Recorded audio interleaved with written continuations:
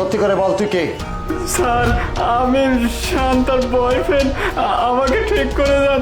Baby, আমার স্বামীটা না অনেক বোকা জানো, কিছুই বুঝতে পারে না। হ্যাঁ তুমি ঠিকই বলছো, দেখো প্রতিনিয়ত তোমার স্বামীর চোখ ফাঁকি দিয়ে আমি আসি, কিছুই বুঝতে পারে না। তাহলে কেমনটা লাগে বলো? আরে শোনো, মাঝে মাঝে মনে হয় কি যে ও চোখেই দেখতে পায় না। আরে কি হয়েছে জানো, আমি রাস্তায় দেখা বুঝতে পারছি না, মানে তোমার বাসায় আসতেছি আর তোমার হাজবেন্ড বুঝে নাই অফিসে চলে গেছে, মানে সামনাসামনি দিয়ে আসছে, বুঝতেই পারে না, বুঝতে পারছো?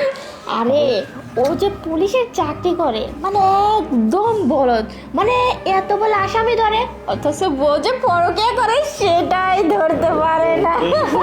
তোমার মাথায় বুদ্ধি, আমার মাথায় বুদ্ধি আছে, বুঝতে পারছো? আচ্ছা যাই হোক, একটু উপরে যাই, আসো। চলো শোনো, আজকে তুমি সারাদিন যত গল্প করবো, কথাই বুঝতে বলো, পারছো?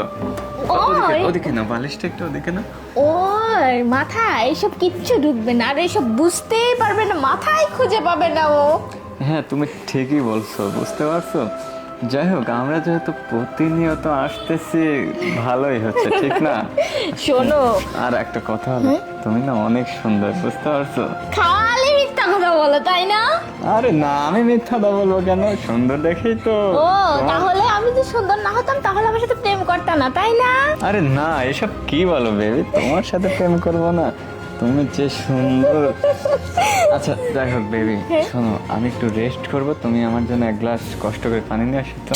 পানি কেন, আমি তোমার জন্য জুস নিয়ে এসেছি, দরকার পড়লে আমি সব করবো তোমার জন্য। দাঁড়াও একটু বসো, আমি এখনই নিয়ে এই আসছি। জন্যই আমি তোমার কাছে আসি, বুঝতে পারছো বেবি? দাঁড়াও বেবি, বসো, আমি আসতেছি।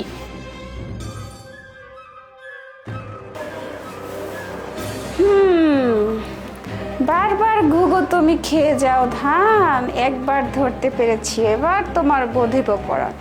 দেখো আজকে তোমাদের কি অবস্থা করি।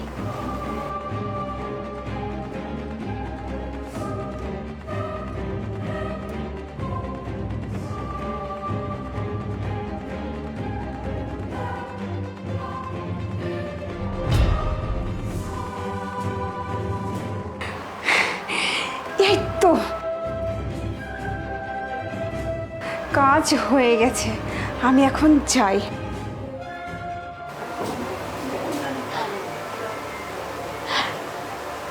আরে শিব, খাটের উপর সাপ কোথা থেকে আসলো? আমিরুল, তুমি কোথায় চলে গেছো? এই কোথায় তুমি? এই প্রিয়া দেখ না, এই খাটের উপর সাপ কোথা থেকে চলে আসছে? প্রিয়া হইছে কি হইছে? এই প্রিয়া দেখ না, খাটের উপর কোথা থেকে সাপ চলে আসছে? হ্যাঁ তাই তো, সাপ কোথায় আসলো? এই আমিরুল কোথায় চলে গেছে? হ্যাঁ তাই তো, আপনার ব্যাপার? বয়ফ্রেন্ড কোথায় গেল? কি ব্যাপার? কি হয়েছে তোমাদের? আরে দেখো না, খাটের উপর সাপ কোথা থেকে চলে আসছে? হ্যাঁ স্যার, আরে? খাটের উপর সাপ দেখছেন? সাপ কোথা থেকে আসলো? এত বড় সাপ কোথা থেকে আসলো? আমি তো জানি না সাপ কোথা থেকে আসলো। এই লাঠি কোথায়? এই শোনো, সাপটা মারতে হবে, না হলে তো সমস্যা হবে। এক কাজ করি, সাপটা আমি। স্যার আপনি আপনার সাপটা মারবেন না। কেন? না স্যার আমি যেটা আরে আরে তুমি বুঝতে পারতেছো না। সাপটা না মারলে তো সবাইকে কামড়ে দিবে তাই না? স্যার আমি আপনাকে যেটা বলতেছি আপনি সেটা শুনুন, আপনি সাপটা মারবেন না। আরে কেন মারবো না? তুই দেখছিস না কত বিষধর সাপ। এই সাপ তো সুযোগ পেলে আমাদেরকে সব শেষ করে দেবে। না স্যার, এই সাপ আমাদের কিচ্ছু করবে না, কারণ এটা একটা সাপ না, একটা মানুষ। হ্যাঁ, মানুষ মানে? হ্যাঁ ম্যাডাম, আপনার বয়ফ্রেন্ড কোথায় গেল সেই প্রশ্নটা মনের মধ্যে একবার আসতেছে না, যে ঘর থেকে কোথায় উধাও হয়ে গেল? আপনার বয়ফ্রেন্ডকে আমি সাপ বানিয়ে ওই বক্সের মধ্যে ঢুকিয়ে দিয়েছি। স্যার আমি আজকে তাহলে আপনাকে সবকিছু খুলে বলতেছি। আপনার ওয়াইফ আপনার চোখের আড়ালে এই বাসার মধ্যে বয়ফ্রেন্ড নিয়ে এসে দিনের পর দিন রঙ্গ তামাশা করে, এর সাথে অবৈধ সম্পর্ক করে। স্যার এটা আমি সব সময় দেখি কিন্তু কিছু করতে পারি না। আমার একটু একটু জাদুবিদ্যা জানা আছে, এই জাদুবিদ্যা দিয়ে আমি আজকে আপনার বয়ফ্রেন্ডকে সাপ বানিয়ে বক্সের মধ্যে ঢুকিয়ে দিয়েছি, যেন হাত দিয়ে ধরতে পারি আর আপনাকে প্রমাণ করে দিতে পারি। তাছাড়া তো ম্যাডাম খুব চালাক, বয়ফ্রেন্ডকে ঢুকায় আবার বাইরে বের করে দেয় আপনার চোখে। আরে তুই কেন এটা এই চুপ করো, করলি?